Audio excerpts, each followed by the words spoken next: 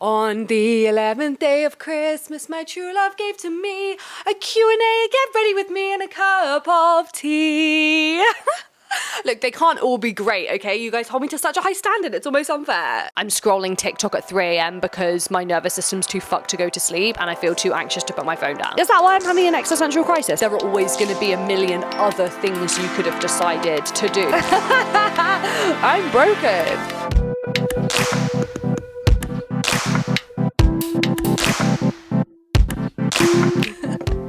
Okay, hello.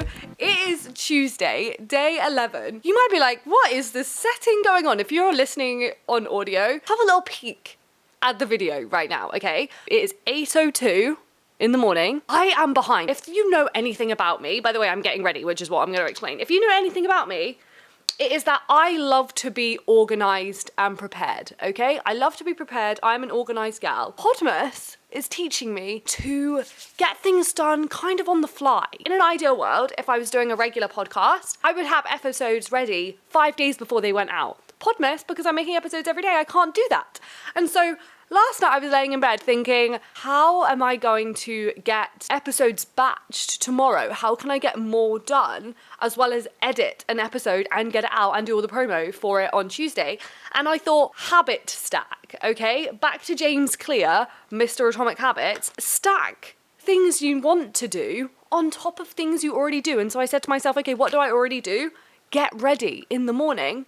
Why not record a podcast? So that's what we're gonna do. I've got my check-in jar. Let's do a morning check-in, shall we? I'll be honest with you, I haven't even done my morning journaling yet. I woke up and I was ready to go. Well, I woke up and felt exhausted. Guys, I'm watching Hannibal at the moment with my sister. I don't do well with scary things. And not all scary things. Some scary things I can do. Scary things I can't do is when it could be real. Even though Hannibal is quite far-fetched, we just watched an episode and it was about a girl kind of breaking into another girl's house. I've had nightmares for the past 2 days, okay? I can't do things, anything about like breaking into a house, anything that's kind of has the potential to be real or that I can relate to in any way. So if it's like young women home alone, not that I'm home alone, anything like that freaks me out. It freaks me out. So I've been having nightmares. So I woke up, long story long, was not in a good place when I woke up. But as soon as I got up and realized I was doing a podcast, I was up and ready. So I thought, okay, don't need the journaling, did a bit of stretching, did a bit of breathing. And I was like, right, let's set this podcast up and go. Let's do the morning check-in, shall we? I just pulled one and it is, how do you hope people see you? How do you hope people see you? I feel like I've kind of talked about this on the podcast a few days ago. Let's think about it, shall we? And let's start getting ready. How do I hope people see me?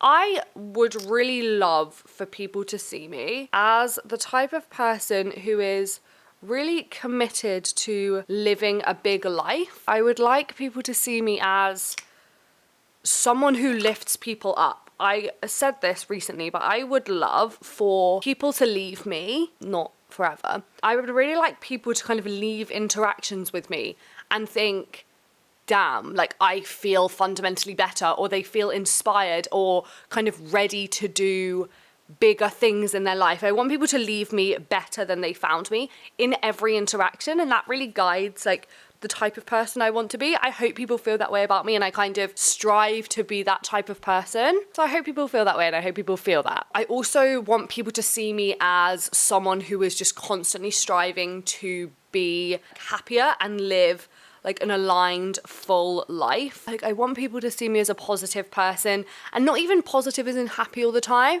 but I would like people to see me as an optimistic person. Someone who has a innate sense of optimism, who can kind of see the good in things, because I think that is so fundamental to a good life. I'm also realizing the light is changing. I thought the light looked really cool and like fluorescent when it was dark, but now it's getting light, so I'm gonna put this light on. Sorry about the change in lighting. It will be better for us all, trust me. So where is my phone? I blackmailed you guys on my Instagram story last night to ask me questions. That was definitely the most questions I've ever been asked on Instagram Q&A. So what I've learned is you guys are very susceptible to blackmail and gaslighting, which is great for me because it means I now know how to get answers and things that I want out of you. We're all friends here. Let's answer some of your blackmail questions. Oh, okay, we have to wait 10 seconds to open Instagram as always because I have an app that stops me from being able to open it immediately. Oh my God, this is truly the most questions I've ever had, which makes me laugh so much. Now I know how to get through to you guys. This is a dangerous game. Last time you had a casual hookup. If there's anything you should know about me, is that I want to be a casual hookup gal. I hear people talking about going on dates and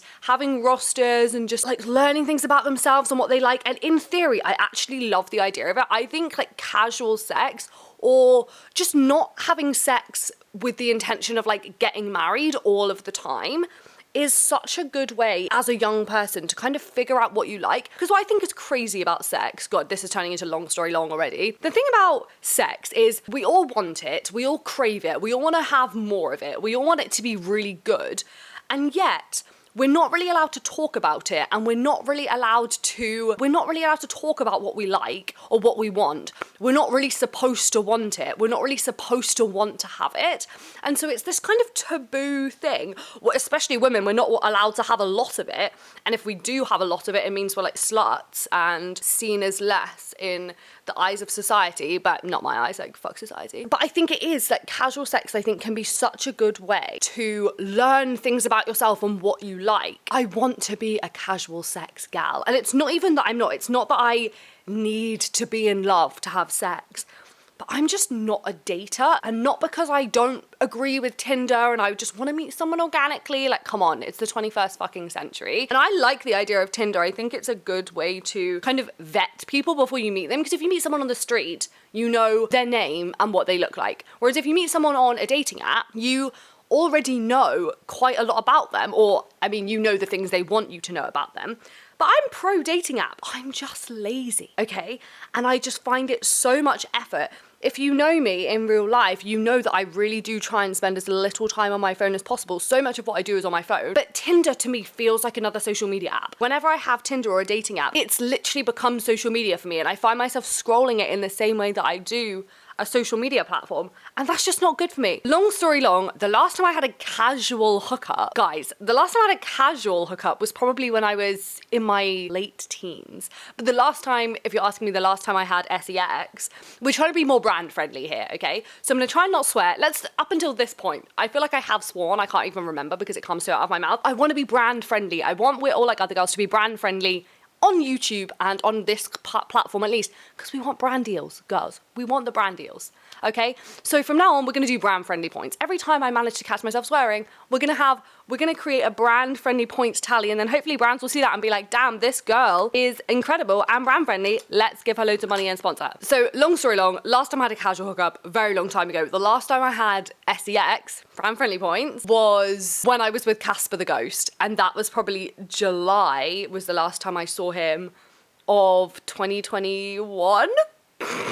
So it's been a minute, okay? Maybe I need to get back into dating. The thing is, I'm living in my hometown at the moment, and anyone on the dating apps, I would know for sure. Now let's do a serious one. Oh, okay. Would you ever quit internet stuff? What would you do? I do go back and forth with this, how much I actually like it and how much it benefits my life, how much it kind of contributes to society. And then other times I'm just like, oh, I don't really care, I really like doing it. I'm not super attached to kind of being an influencer and like being on the internet. The reason I do it is because I like the freedom and I like that I can do my own thing and I think it's fun.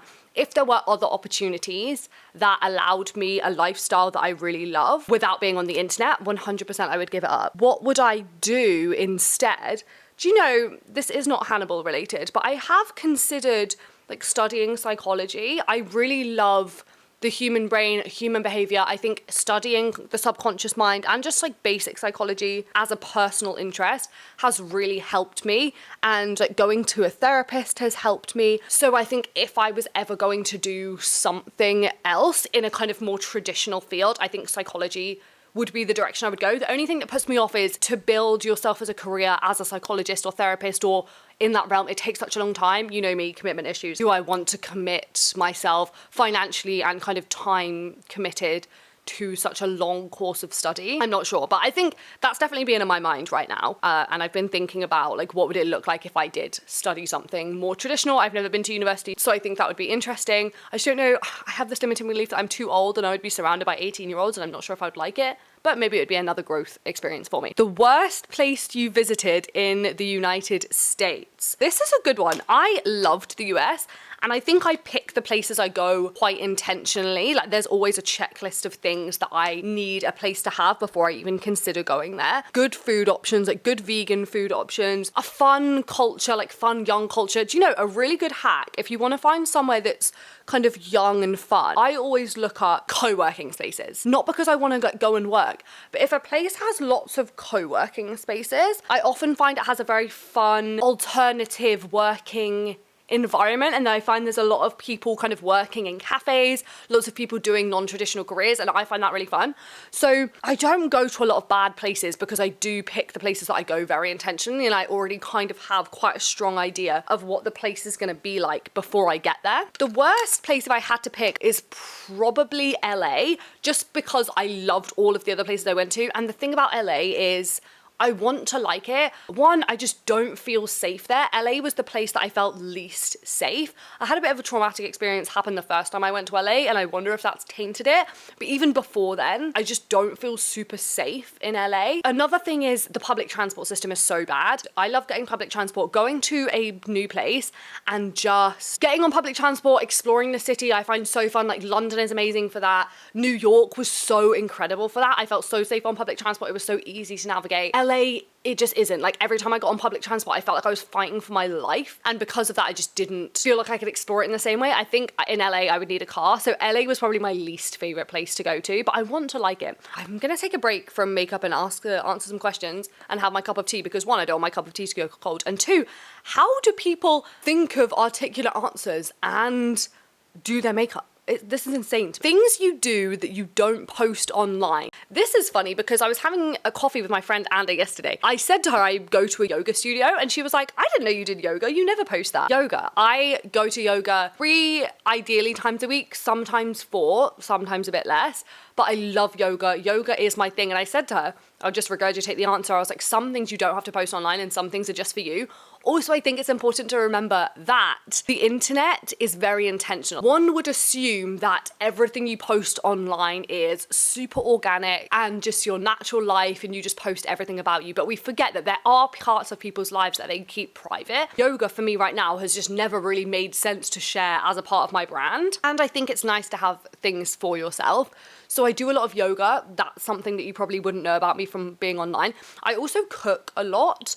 I am the cook of our household. I live with Jess and I cook 85% of our meals and I really like cooking. I'm vegan and I really enjoy like trying new recipes and yeah, I just like cooking. So that's something I don't post online. When you say you freelance for your income, what things do you do? The dominant thing that I do is content creations in lots of different formats. So basically brands pay me to kind of make content packs for them in a lot of different ways, but predominantly kind of UGC, like talking head style. So a brand will reach out to me and be like, we're looking for content on XYZ. Can you make this for us? And that is what I do. I'm hoping to try some new things next year. I would really like to edit a podcast for someone. I think that would be a really fun thing to get into and I really love editing. I think I would love to edit something that's maybe not mine. That's what I would love to do next year. Thoughts on abortion? Pro. Like, yeah, you do you. I am pro-choice in every single way. Abortion is a hard thing to do regardless of how you feel, whether you want children or not. I think nobody wants to have an abortion, but I think it is important that we all have access to it, and I'm pro women making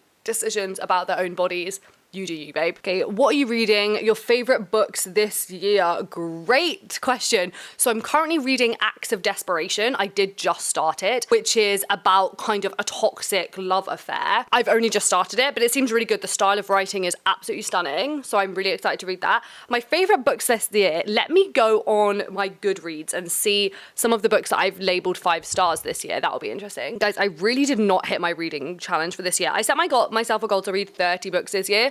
I'm currently on 16. So my Goodreads is literally saying, you're 12 books behind schedule. A book that I randomly picked up that really hit me in a way that I did not imagine was We All Want Impossible Things by Catherine Newman. And it is about 2 best friends, one of whom has terminal cancer, is living in a hospice, and it is about her best friend's experience with that and how her family kind of rallies together and in her last stages of her life.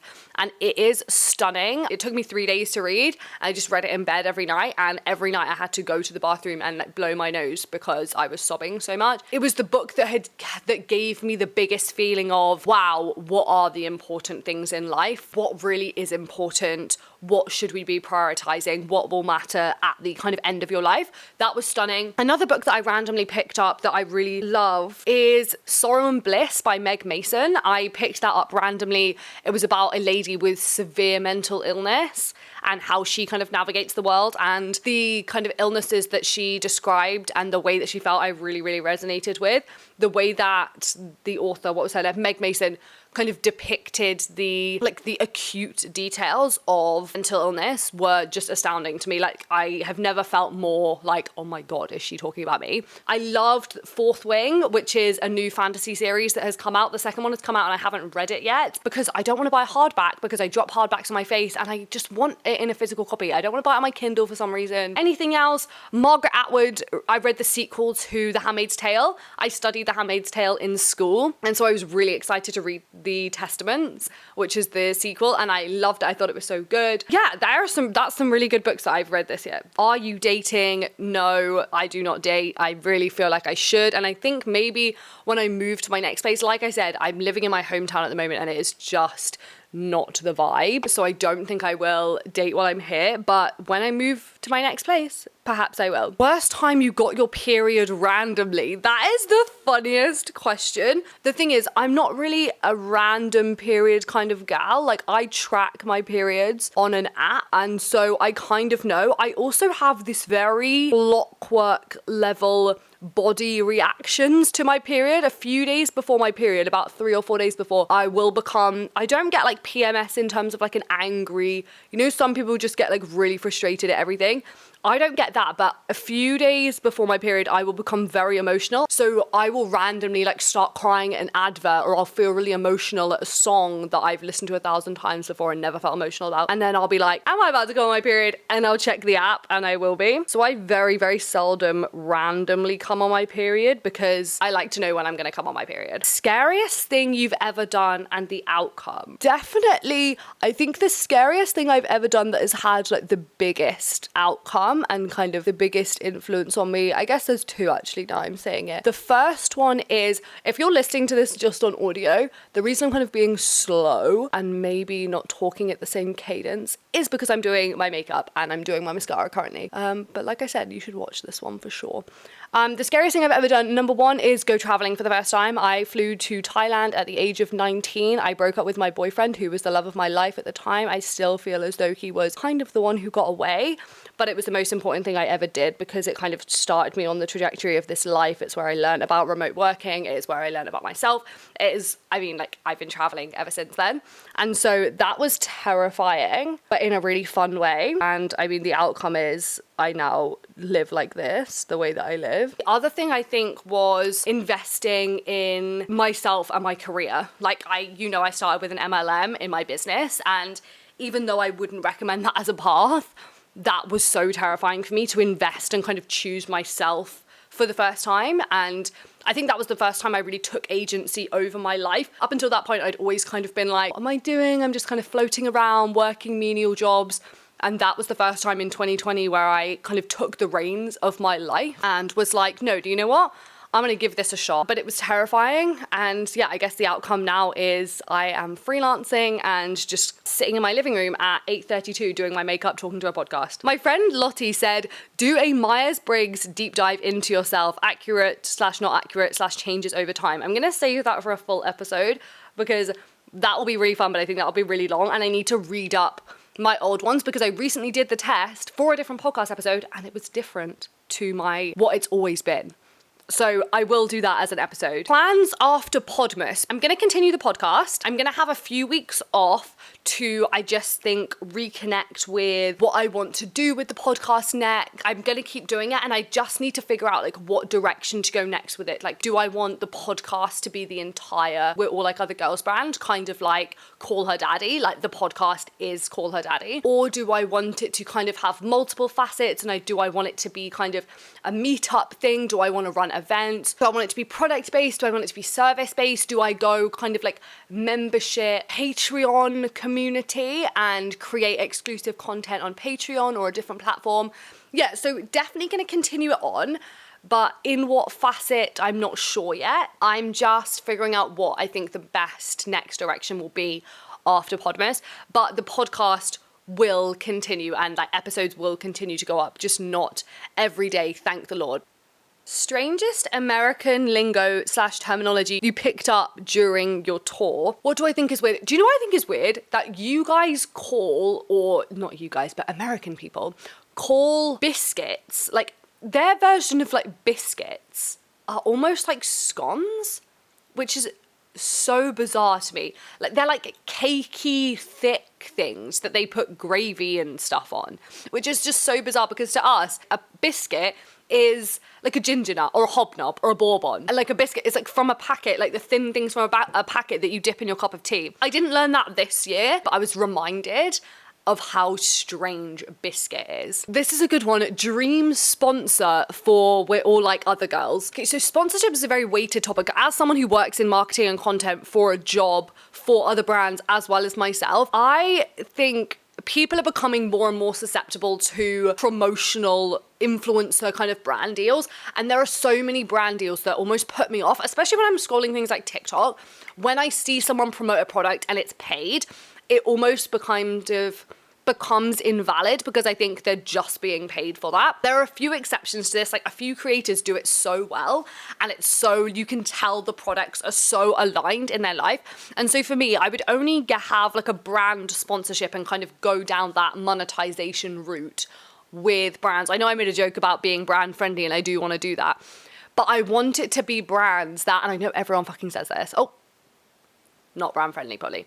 I know everyone says this, but I want it to be things that I'm actually already obsessed with because I think there are other ways you can make money as a creator without doing brand deals. And I think if you do a few bad brand deals, it can really harm your brand. Dream collaborations would be things I'm already obsessed with. Vinted. I love Vinted. All of my clothes are from Vinted. I do not support fast fashion. 85% of the things I buy are secondhand or from like conscious, slow fashion brands. So Vinted would be a huge one because I buy so much stuff on Vinted. I spend so much of my own money on Vinted. Any like thrifting platform, Depop, Vinted, eBay. I love secondhand clothes. Tala clothing would be another one because I own so much of their stuff, their flared leggings, their hoodies. I live in their hoodies. So many of these Podmas episodes have been in Tala hoodies. So Tala would be a dream. I would love to work with them or have them as a sponsor for All Like Other Girls. Anything vegan. I'm vegan and I love like vegan chocolate, vegan sweets, vegan cheese, vegan skincare, anything of the vegan capacity I'm obsessed with. I love buying vegan things. I love going to new supermarkets and looking in their vegan section. So anything vegan would be incredible. Period products. My menstrual cup, I am a ride or die menstrual cup gal. So anything to do with any like menstrual cup companies I would love. Period pants companies I would love. Anything like that would be really cool. Okay, last question is goals for 2024. I'm just figuring this out at the moment. I feel like this year, I talked about it on whatever Podmas it was about my 2023. I didn't really have a kind of acute focus for this year. 2024 is definitely going to be around this brand or like my online brand for sure. I don't have any very specific goals yet, but I will make a video on it, I think closer to the time as I work through what these goals are going to be. It will be something to do with the brand and my online presence and my work. And something to do with, I really want to improve my health and my physical body this year. I really want, you know when people set a goal to run a marathon and in pursuit of that very physical, challenging goal, they kind of become the person they want to become, because to run a marathon, you have to become a certain type of person. You have to train a certain way, eat a certain way, act a certain way. I feel like I need that. Not running a marathon because I don't really have a desire to do that, but let me hold the microphone now. I don't have a desire to run a marathon, but I feel like I need something like that, like a strong goal that in the process and pursuit of it, it allows me to become a better person. Hashtag new year, new me. Thank you for getting ready with me. That felt so productive. Now I'm ready. It's 8:45. Damn, I've been talking for 45 minutes. This is not going to be fun to edit. Now an episode is done. Maybe I'm going to do more podcasts like this. Let me see what this is like to edit. This made so much sense. How productive. Now I've got a podcast to edit and I'm already ready for the day. It's not even 9 a.m. Live, love, laugh. I love you so much. Got to the end of this episode. 1, congratulations. 2, let me know what one of your goals is. Comment wherever you're listening to this what one of your goals is for 2024, because I feel like I need inspiration. Or, this is a better one, don't comment that, don't care about your goals anymore. I care about myself. Let me know what you think a good option is, not a marathon, but what goals should I set for myself that in the pursuit of it would allow me to become better physically, mentally, spiritually, because I can't think, but I need help. Okay, so if something comes to mind, let me know. Love you so much. See you tomorrow. Happy Podmas. We're halfway there, baby. Oh, this is Podmas 12. I can't believe I said number 11. This is number 12. We're literally halfway through Podmas when you're listening to this. Love you so much. See you tomorrow.